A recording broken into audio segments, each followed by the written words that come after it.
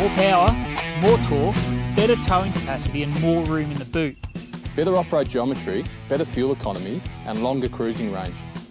Cheaper, longer service intervals, more ground clearance and better waiting depth. Righto, there's only one way to settle this. Yeah, righto mate, well let's get to it. Ford has made no secret that its new Everest is pitched directly at Toyota's off-road stalwart, the Land Cruiser Prado.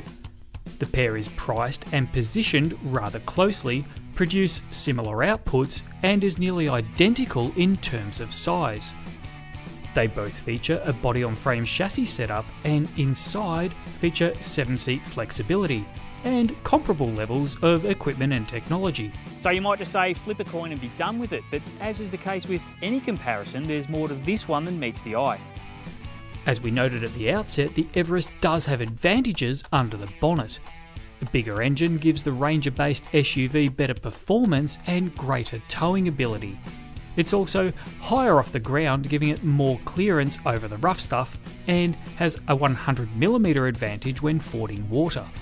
But the figures don't tell the entire story. The Prado has a better approach and ramp over angle. It's a proven off-road performer, and the new engine means economy is 6% better than the Ford. It also boasts a theoretical range double that of the Everest, which is a bonus for adventure touring.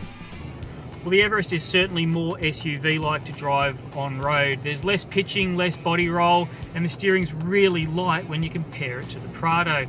Trouble is that on these 20-inch wheels and low-profile tyres, as soon as you turn off the black stuff, it's a little bit rough and ready. In spite of the manufacturer's claims, the Everest actually proved more fuel efficient in the real world.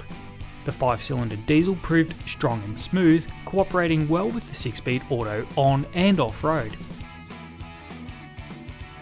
Of course, there's good reason why the Prado is one of Australia's top-selling SUVs. The ride is reasonably smooth and forgiving over all types of surfaces, including bitumen and the off-road tracks that we've taken it over this trip. The new 2.8 litre engine and 6-speed auto are smooth and refined, and are a big improvement over the previous generation. The only letdown is around tight and twisty corners, where the big Prado really struggles to hide its weight.